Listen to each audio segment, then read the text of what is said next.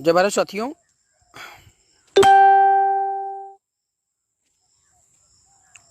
बड़े दुख का विषय है, चिंता का विषय है। आज कल शाम के बाद अभी फिर मुझे आपके बीच में लाइव आना पड़ रहा है। साथियों, आप सभी को पता है, पहले से सूचना मिल चुकी है कि सौरिक चौराहे पर जो भगवान बुद्ध की प्रतिमा लगी हुई थी, रातों रात 3-4 जिलों की पुलिस इकट्ठा होकर आनन फानन में उस मूर्ति को, भगवान बुद्ध की मूर्ति को वहाँ से उठा ले जाती है। और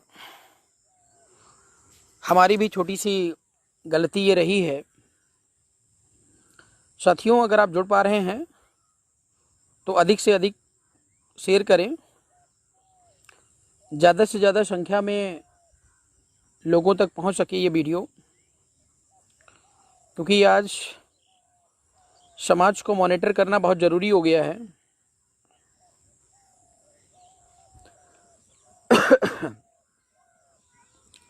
तो साथियों, जो सूचना आपने सुनी है वो सूचना ये रही है कि रात्रि को लगभग 2:30-3 बजे की बात है। 3-4 जिलों की जो पुलिस है वो पहुंचकर भगवान बुद्ध की प्रतिमा को हटा देती है, वहाँ से उठा ले जाती है। और उस समय जितने भी धम्म के फॉलोअर थे, भगवान बुद्ध के फॉलोअर थे, लगभग 1-1:30 बजे तक उन लोगों ने इंतज़ार किया, वेट किया। और जब उनको लगा कि नहीं, नॉर्मल मामला है, सब कुछ ठीक ठाक है, पुलिस का इंटेलिजेंस ब्यूरो लगातार इस बात की निगरानी में था कि कब ये लोग यहाँ से हटेंगे और कब ये प्रतिमा यहाँ से हटाई जाएगी। तो योगी आदित्यनाथ का, मोदी आदित्यनाथ का यह निर्देश रहा होगा कि इस प्रतिमा को तत्काल यहाँ पे हटाया जाए, क्योंकि जो अराजक तत्व एक वीडियो में आपने देखा होगा, वो ये कह रहा था जय जय श्री राम, और साथ में हिंदू की बात कर रहा था। उस दुष्ट प्रवृत्ति के अराजक तत्व से हम पूछना चाहते हैं कि क्या पंडित ठाकुर ही इस देश में हिंदू हैं? और अगर पंडित और ठाकुर ही हिंदू हैं तो फिर सारे हिंदुओं पे राजनीति क्यों होती है? सिर्फ ठाकुर पंडित के नाम से ही हिंदू को इंडिकेट किया जाए। मेरा मतलब साथियों ये है कि जब तो अपना काम बनता है, बनाना होता है, तो सभी को हिंदू के कैटेगरी में से समाज के काम की बात आती है तो वो फिल्टर हो करके 15% कह लो, या कुछ चंद 3-3.5% की जातियों तक सिमट जाए। भगवान बुद्ध की प्रतिमा को वहाँ का जो डीएम था वो जाति का पंडित है, मिश्रा है, और जो एसएसपी है वो जाति का ठाकुर है। दोनों मौके पर खड़े होकर के भगवान बुद्ध की प्रतिमा को हटाने का काम किया है, जो घोर निंदनीय है। और आपने वीडियो एक देखा होगा, उस वीडियो में एक पुलिस वाला भगवान बुद्ध की प्रतिमा के बराबर में जूते पहनकर चढ़ता है और उसको उतारने का प्रयास करता है। मतलब इनको ये संस्कार नहीं दिया गया है, अभी तक इन्होंने संस्कार सीखा नहीं कह लो, या इनका उद्देश्य ही अपमान करना रहता है, या कह लीजिए कि भगवान बुद्ध ने कभी चमत्कार की बात नहीं कही है, इसलिए भगवान बुद्ध से ये डरते नहीं।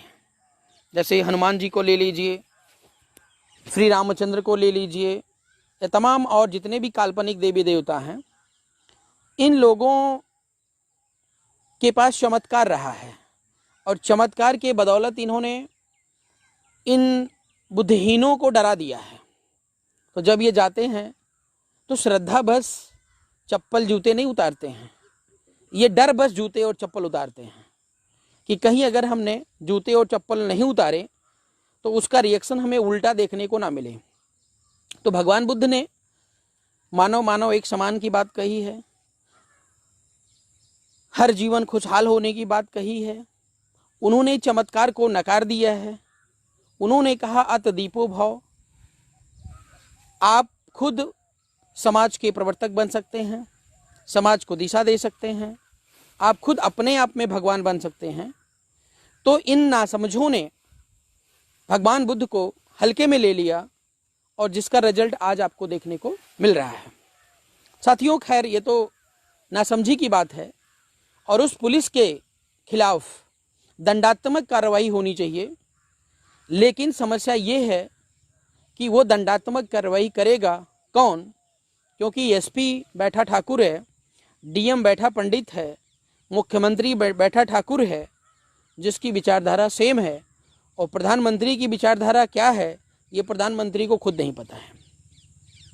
तो साथियों, अभी जो स्थिति वहाँ पर है, सौरिक चौराहे की मूर्ति हटा दी गई है और वहाँ पर अभी भी पीएससी लगी हुई है और महाराणा प्रताप की मूर्ति लगाने का प्रयास किया जा रहा है। मेरा छोटा सा निवेदन है समाज से कि जब भी कोई लड़ाई छिड़े, कोई लड़ाई अगर छिड़नी है तो इंटरनल प्लानिंग बहुत ज़रूरी है। बिना प्लानिंग के अगर आप लड़ाई लड़ेंगे तो निश्चित तौर पर आप शिकस्त खाएंगे। हमें नहीं पता है, तमाम जितने और संगठन पार्टियां हैं जो आपके फेवर में लड़ना चाहती हैं उनको नहीं पता है, और अचानक ये कैसी घटना हो जाती है तो आनन फानन में अगर कोई चाहे कि मैं पहुंच जाऊं तो हर किसी के बस की बात नहीं है कि वो वहां पर पहुंच जाए। तो साथियों, सबसे पहले तो कोई भी लड़ाई अगर छेड़नी है, लड़नी है, तो उसके लिए प्लानिंग होना ज़रूरी है। और दूसरी बात ये है कि जो भगवान बुद्ध की मूर्ति हटाई गई है, वहाँ पर भगवान बुद्ध की मूर्ति के साथ साथ बाबा साहब भीमराव अंबेडकर की भी मूर्ति लगेगी और तमाम अन्य महापुरुषों की मूर्ति लगेगी। ये मेरा वादा है, ये मेरा दावा है। और अगर उस चौराहे पर किसी भी अराजक तत्व द्वारा किसी भी प्रकार की मूर्ति लगाई जाती है तो सबसे पहले मैं समुदाय, शाक्य समुदाय, ये जितने भी धम्म प्रेमी हैं उनसे अनुरोध करूंगा, उनसे निवेदन करूंगा कि उस मूर्ति को तुरंत तोड़ दिया जाए। और अगर कोई भी तोड़ता है उसकी जिम्मेदारी आरपी मौर्य लेता है। अगर कोई उस मूर्ति को नहीं तोड़ता है तो उस मूर्ति को तोड़वाने की जिम्मेदारी हम लेते हैं। साथियों, बात यहाँ पर न्याय की है, बात यहाँ अन्याय की है। हम बात किसी धर्म की नहीं कर रहे हैं, किसी संप्रदाय की नहीं कर रहे हैं। मेरा कहने का मतलब ये है कि जिस चौराहे की बात हो रही है उस चौराहे पर चारों तरफ साक्यों का ही घर है, पूरा का पूरा चौराहा साक्यों से भरा हुआ है। अब वहाँ पर महाराणा प्रताप की मूर्ति अगर वो लोग नहीं मानते हैं या नहीं जानते हैं, मैं महाराणा प्रताप की अवहेलना या किसी प्रकार से उनकी वैल्यू को कम नहीं करना चाहता हूँ। अपने ज़माने में उन्होंने भी अपनी उपयोगिता रही है, उन्होंने काफ़ी लड़ाइयाँ लड़ी हैं। लेकिन अगर वहाँ पर समुदाय के लोग चाहते हैं कि वहाँ पे भगवान बुद्ध की प्रतिमा लगाई जाए तो निश्चित तौर पर प्रशासन की ये जिम्मेदारी बनती है कि वहाँ पर भगवान बुद्ध की ही प्रतिमा लगाएं। अगर ये प्रतिमा नहीं लगाते हैं तो ये समाज के साथ जघन अपराध होगा, घोर अपराध होगा, अन्याय होगा, और जिसको ये पूरा का पूरा मौर्य, कुशवाहा, शाक्य, सैनी समाज और साथ ही साथ जितने भी धम्म प्रेमी हैं या SC वर्ग के लोग भी किसी भी कंडीशन में इस अन्यायपूर्ण व्यवहार को बर्दाश्त नहीं करेंगे। साथियों, आपने लाइव देखा है, हम थोड़ा सा कहीं बिजी थे, संभवतः अगर हम रनिंग में होते तो अब तक हम छिबरा मोड़ पहुंच चुके होते हैं। अभी हम लोग सीतापुर से आए हुए थे और कहीं किसी व्यक्तिगत काम से उलझे हुए थे और इस वजह से इस घटना को हम कवर नहीं कर पाए व्यक्तिगत तौर पे। बाकी हमारी टीम वहाँ पे लगी रही और अग्रिम अगर सूचना होती तो डेफिनेटली हम प्लानिंग के तहत वहाँ पर उपस्थित होते। अब साथियों, यहाँ पर देखना ये है कि मैं किसी नेता, क्योंकि अभी कुछ दिन पहले एक नेता से हमारी मुलाकात हुई थी और उस नेता ने हाथ जोड़ करके ये निवेदन किया था कि कृपया मेरा नाम ना लें और नहीं तो मेरी बड़ी बुराई हो जाएगी, मेरी दुकान बंद हो जाएगी, मेरा धंधा बंद हो जाएगा। और मैं नाम ना लूं क्योंकि फिर बात कटेगी तो अच्छी नहीं लगती है। लेकिन मैं इनडायरेक्टली ये बात ज़रूर बोलूँगा कि समाज के अंदर मौर्य कुशवाहा शाक्य सैनी समाज के अंदर एक स्वामी प्रसाद मौर्य थे। जब वो बात बुद्ध की करते थे, जब वो पार्टी से बाहर थे, मीन्स बीजेपी से बाहर थे, बसपा में थे, और जब से वे बीजेपी में चले गए हैं तब से वे भगवान बुद्ध को भूल चुके हैं। कल मैंने स्वामी प्रसाद को 3 बार फ़ोन लगाया, आप उनसे पूछ सकते हैं, लेकिन स्वामी प्रसाद मौर्य ने फ़ोन नहीं उठाया। केशव प्रसाद मौर्य के पास मैंने फ़ोन किया, तो जब फ़ोन करो तो कोई पॉजिटिव रिएक्शन नहीं आता है। हमारे पास भी कभी फ़ोन करिए, जब तक आपकी बात कभी ख़त्म नहीं होती है आरपी मौर्य कभी फ़ोन नहीं काटता। लेकिन इन दरिंदों के पास अगर फ़ोन करोगे तो हूँ हाँ जैसे सुअर बोलती हैं, सुअर के तरीके से घों घा करके जो है फ़ोन को काट देंगे। अब बार बार कहीं पर बैठ करके उनको टॉर्चर करो या इस तरीके की बात करो तो संभव नहीं हो पाता है। तो ये 2 केसेस थे कि केशव प्रसाद मौर्य अगर बीजेपी में हैं तो वो मौर्यों के बदले हैं, मौर्यों के वोट के बदले हैं, नहीं तो वो जूते लात खाएंगे। और जिस दिन मौर्य बीजेपी को वोट देना बंद कर देगा उस दिन निश्चित तौर पर उनको बीजेपी से भगा दिया जाएगा। सेम वही स्थिति स्वामी प्रसाद मौर्य की भी होने वाली है। साथियों, गलती बार बार नहीं होती है, गलती एक बार होती है। इतिहास आपका है, इतिहास से हमें सीखने की ज़रूरत है। अगर हम सीख करके और नया इतिहास नहीं बना पाते हैं तो हम बहुत ही बड़े बेवकूफ़ हैं। तो मैं पूरे के पूरे समाज से निवेदन करूंगा कि ये 2 नेता जो भी हैं बीजेपी में हैं, इन्होंने जो अपना पावर था वो कल इन्होंने दिखा दिया है। और साथ ही साथ जितने भी छोटे मोटे नेता हैं जो जिनकी दूरदर्शिता नाम की कोई चीज़ नहीं है, वो जल्दी से विधायक बनना चाहते हैं, जल्दी से पर्चा भरना चाहते हैं और जल्दी से नेता बनना चाहते हैं। ऐसे लोग समाज के लिए एक तरीके से जो है बहुत ही गलत एक्टिविटी कर रहे हैं, या कह लो कि समाज को गड्ढे में ले जाने का काम कर रहे हैं साथियों।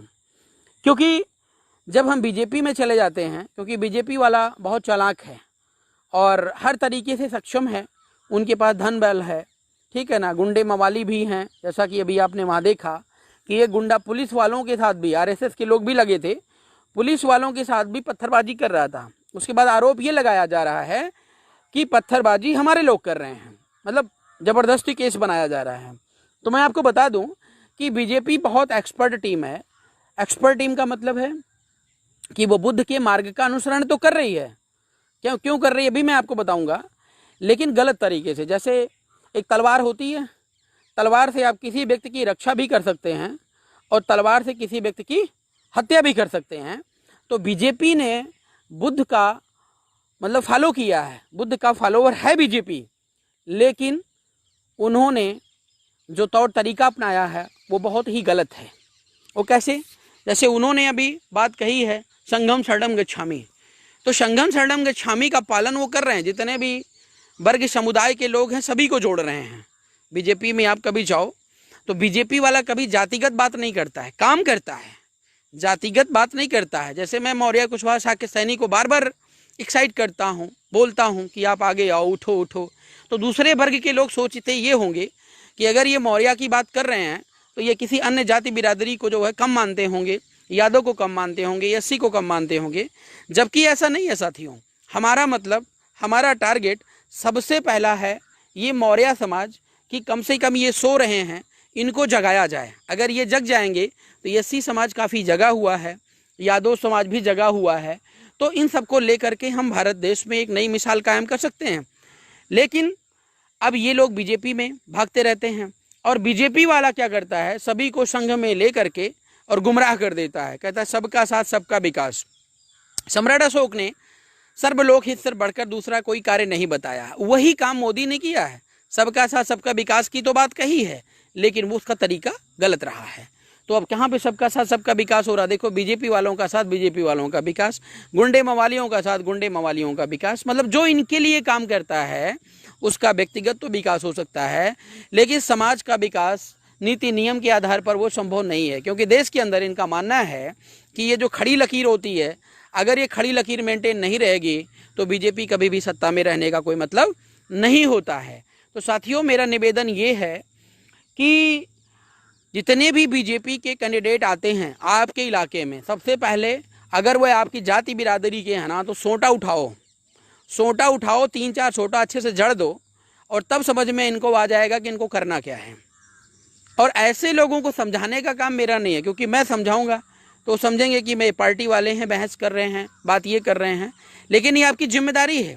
कुछ लोग जो मेरी बात को सुन रहे हैं मौर्य हो सकते हैं लेकिन भगवान बुद्ध को नहीं जानते हैं, उनको मैं बता दूं आपको कि भगवान बुद्ध आपके पुरखे तो है ही हैं, साथ ही साथ पूरे विश्व के पुरखे हैं। आप ये समझिएगा, भगवान बुद्ध ने कभी जातिगत बात नहीं करी है, लेकिन उन्होंने पूरे विश्व को मार्गदर्शन दिया है।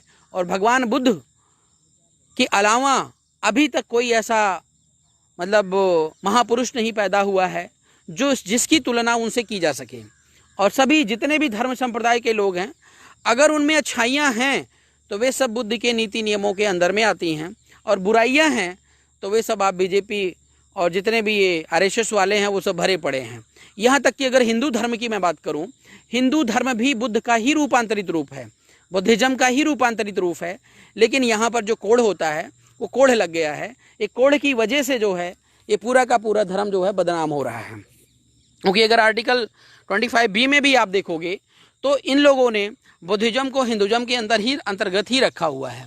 लेकिन अब यहाँ पर बात आ गई है कि हिंदुज्म ऊपर हो गया है और बुद्धिज्म नीचे दब गया है। तो ये बात होती है सत्ता की। जब आप सत्ता में होते हैं, सारी पावर आपके हाथ में होते हैं, तो अपने तरीके से काम कर सकते हैं। लेकिन जब आप सत्ता में नहीं हैं, खेत खलियान में दिन भर मजदूरी कर रहे हैं, खाने के लिए आप मर रहे हैं, और जब वोट देने की बारी आएगी तब आपको 2 पैकेट 3 पैकेट दारू नजर आएगा। ऐसी स्थिति में आपका समाज कभी भी सुधरने वाला नहीं है। इसीलिए मेरा आप लोगों से निवेदन है कि सबसे बड़ी पावर, अगर बीजेपी के पास पैसा है, धन बल है, और आपके पास क्या है, आपके पास जनबल है, आपके पास ओट की पावर है, और जनबल है और ओट की पावर है, तो जनबल दिखाओ और ओट की पावर दिखाओ, सत्ता आपके हाथ में ऑटोमेटिकली आ जाएगी।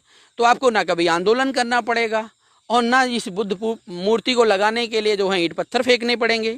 साथियों, आप सत्ता में लेकर के आओ, बीआरपी को लेकर के आओ, और बीआरपी एक ऐसा विशाल आयाम लेकर के खड़ी है जो वास्तव में नेतागिरी करना चाहेगा, मीन्स लीडर बनना चाहेगा, वो कभी भी बीआरपी का विरोध नहीं कर सकता है। लेकिन जिसको फर्जी राजनीति करनी है, बिना मतलब के क्वेश्चन करने हैं, तो डेफिनेट सी बात है कि वो बीजेपी से संतुष्ट होगा। तो साथियों, हम लोग तो पूर्णतः निष्ठापूर्वक काम कर रहे हैं। और एक बात और मैं बता दूं आपको, जो धर्म की परिभाषा दी जाती है पूरे वर्ल्ड में, अगर धर्म है तो एक ही है, उसके अलावा तो छोटे छोटे जो भी आपने पार्ट बना लिए हैं। और उस धर्म की अगर मैं बात करूं तो जो भगवान बुद्ध ने बताया है, नीति नियम जो मार्गदर्शन दिया है, वही धर्म है, और वो यूनिवर्सल है, वो सब जगह लागू होता है। इसीलिए इस धर्म को आप सनातन धर्म भी कहते हैं। लेकिन पाखंडियों ने इसे जो है अपने धर्म को, जो झूठा है, जो जिसका कोई आधार नहीं है, अभी एक केस अलीगंज का आया हुआ था, उनने बोला रामायण काल्पनिक है, हमने कह दिया है तो उसके नाम पे एफआईआर होने जा रही है। तो भैया मैंने कहा कि रामायण तो काल्पनिक है, मेरे नाम पे एफआईआर कर दो। मैंने दरोगा को फ़ोन किया, हमने कहा किस बात के लिए एफआईआर हो रही है? तो दरोगा बोला नहीं सर, एप्लीकेशन तो आया, लेकिन ऐसे कैसे एफआईआर कर लेंगे, और एफआईआर अगर करेंगे तो उसका इन्वेस्टिगेशन करेंगे तब एफआईआर करेंगे। हमने कहा हाँ ठीक है, इन्वेस्टिगेशन कर लेना, नहीं तो कोर्ट में हम खड़े होकर के पूछेंगे कि रामायण का क्या आधार है, वास्तविकता का क्या आधार है, भगवान श्री रामचंद्र का क्या आधार है। मैं किसी भगवान की अवहेलना, किसी का अपमान नहीं कर रहा हूँ, लेकिन जो वास्तविकता है वो समाज के बीच में, देश के बीच में रखना होगा। कौन राम को मानता है, कौन हनुमान को मानता है, कौन सीता को मानता है, कौन बुद्ध को मानता है, ये उसकी अपनी व्यक्तिगत स्वतंत्रता, हमें उससे कोई लेना देना नहीं होना चाहिए, और किसी नेता का किसी पर कोई दबाव नहीं होना चाहिए। तो साथियों, जो मैं अभी बता रहा था, सौरिख में तिराहे पर अगर मूर्ति कोई भी लगाई जाती है, ये वीडियो उस क्षेत्र में पहुंच रही, वहाँ के लोगों को ये वीडियो मिल रही है, समझ में आ रहा है, देख रहे हैं, उनसे मेरा निवेदन है कि सबसे पहले तो मूर्ति लगाई जाए तो लगाते वक्त भी विरोध करें, और अगर कोई चुपके से लगा के जाता है और जैसे देखें वैसे उस मूर्ति को तोड़ दें, और यहाँ से लेकर सुप्रीम कोर्ट तक की लड़ाई हम लड़ लेंगे, जेल जाने के लिए हम तैयार हैं। हमें अपनी परवाह नहीं है, हमें देश के, अपने स्वाभिमान के और भारत देश में प्रत्येक व्यक्ति को न्याय दिलाने के लिए हम जीवन पर्यंत संघर्ष करेंगे, ये हमारा दावा है। तो साथियों, इसी के साथ मैं अपनी बात को विराम दूंगा, और अब लड़ाई शुरू हुई है, आप इसको हार मत मानिएगा। जो ये मूर्ति तोड़ी तो नहीं गई है, उठा के लेकर गए हैं। जो ये मूर्ति हटाई गई है, ये मूर्ति हमारे लिए एक सबक है, एक आईना है कि देखो भारत देश के अंदर जो मोदी विदेशों में जाते हैं और बार बार ये बोलते रहते हैं कि मैं बुद्ध की धरती से आया हूँ। कुछ बीजेपी में रहने वाले बेवकूफ़ टाइप के लोग ये बार बार बोलते हैं कि देखो मोदी जी बुद्ध की बात कर रहे हैं। अरे रामनाथ कोविंद जी को मूर्तियां दे करके सम्मानित करते हैं। कभी कभी जो है क्या नाम है, ये योगी आदित्यनाथ भी मूर्ति दे करके सम्मानित करता रहता है। तो ये बताने का प्रयास करते हैं कि हम बुद्ध के फॉलोवर हैं। लेकिन ये आईना आपने देख लिया कि बुद्ध के वास्तविक फॉलोवर कौन हैं, ये नज़रिया आपके सामने है। साथियों, इसमें पुलिस डिपार्टमेंट की कोई गलती नहीं है, टोटल गलती प्रशासन की, मतलब सरकार की है। सरकार जैसा आदेश करती है वैसा ये करते हैं। पुलिस वाले बेचारे अपनी नौकरी कर रहे हैं, चाहे वो किसी जाति वर्ग का है। बस अंतर इतना होता है कि जैसे योगी ने बोला कि मारो 20 डंडे, तो अगर वो आपकी जाति बिरादरी का है तो वो धीरे धीरे मार सकता है, 10 के बदले 2 डंडे मार सकता है। लेकिन वहीं पर अगर आपके खिलाफ कोई आपकी विचारधारा के विपरीत वाला अधिकारी है तो वो 10 डंडे के बदले 20 डंडे मारेगा। इतना अंतर होता है। लेकिन सारी चीज का सल्यूशन सत्ता ही है। तो मैं बार बार आपसे अपील करूंगा कि इस लड़ाई को तो आप लड़ते रहिए, लेकिन अब कन्फ्यूजन इसमें नहीं आना चाहिए कि हमें करना क्या है। क्योंकि समाज में तमाम पार्टियां हैं, लोग कहते तमाम पार्टियां हैं, हमें तो कोई पार्टी नजर नहीं आती है कि जो मुद्दे की लड़ाई लड़ती हो और जो खुल करके बात करती हो। क्योंकि मैं अभी 2022 को लेकर के गठबंधन करने की प्लानिंग में था और मैं कई लोगों से मिला, कई लोगों से हमने सोशल मीडिया पर देखा भी होगा। लेकिन सबकी जो विचारधारा है, बस मात्र एक विधायक तक, बस मात्र एक सांसद तक, भाई खड़े हो जाएंगे, पार्टी बना लेंगे, बीजेपी में चले जाएंगे, सपा में चले जाएंगे, बसपा में चले जाएंगे, कांग्रेस में चले जाएंगे। इतनी छोटी सोच लेकर के पार्टी बना बना के बैठे हैं। और आप इनको कहते हैं कि भैया ये तमाम पार्टियां हो गई हैं तो हम किसके साथ खड़े हो जाएं। अब ये निर्णय आपको करना है। मैं कहूँगा मेरे साथ खड़े हो जाएं तो ये बात ठीक नहीं है, निर्णय आपको करना है साथियों। और एक बार मैं आपको बता दूं कि समाज का जो वोट होता है ना, वो कोई 4 बेटों का जमीन जायदाद का बंटवारा नहीं है कि 4 पार्टियां खड़ी हो गई, 4 कैंडिडेट खड़े हो गए और खड़े होने के बाद घर में अगर 4 वोट है तो एक एक वोट सभी को बांट दें। ये बिल्कुल गलत है। तो आपका कोई भी भाई नहीं जीतेगा और तीसरा जीत जाएगा।